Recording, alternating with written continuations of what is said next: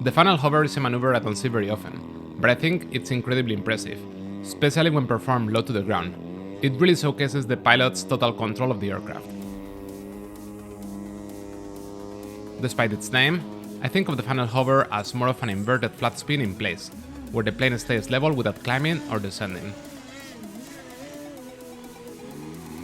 In calm wind, the plane will trace tight circles in the same spot, while in windy conditions, it will get pushed around slightly during the spin. The funnel hover can be performed both inverted or upright. In this video, I'll focus on the inverted version, as it tends to look cleaner and the plane typically rotates tighter, but the principles apply to both orientations.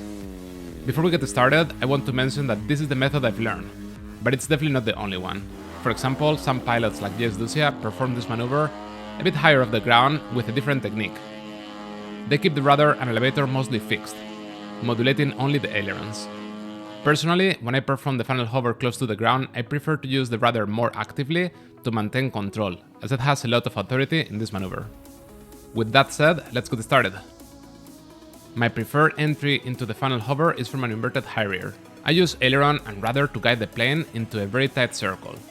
The tighter the circle, the more throttle you'll need to maintain altitude.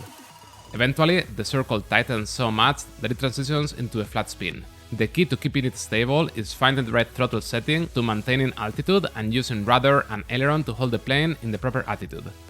Because this plane has a lot of tail authority, keeping full elevator down would make it go vertical immediately, so I modulate the elevator between half and full down. The basic inputs are similar to those of an inverted flat spin, but at around 50% throttle. Here, I initiate the turn with left rudder and compensate with right aileron. I use ailerons to maintain the wing angle at around 30 degrees from horizontal. When the wing's angle becomes too steep and the plane starts to lose altitude, I apply opposite aileron and reduce rudder, or sometimes add brief bursts of opposite rudder. This technique is similar to making turns during a Harrier, where sometimes I also use opposite aileron and rudder when the plane starts to dive too deep into the turn. To exit the funnel hover, gradually neutralize the rudder, elevator and aileron while increasing the throttle. As airflow builds over the wings, the plane will transition smoothly into inverted flight.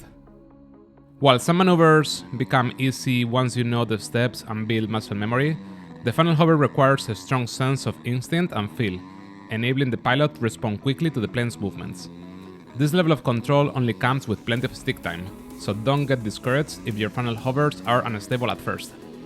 Start practicing at a safe altitude, and with time, you'll build the confidence needed to bring it closer to the deck. This is one of those maneuvers that feels much easier in the simulator than in real life. In the sim, you can lock in the inputs, and the plane will stay in a funnel hover indefinitely with almost no effort. This is not the case in real life, so be prepared for that. I hope this tutorial was helpful. Let me know if you have any questions, and see you in the next one.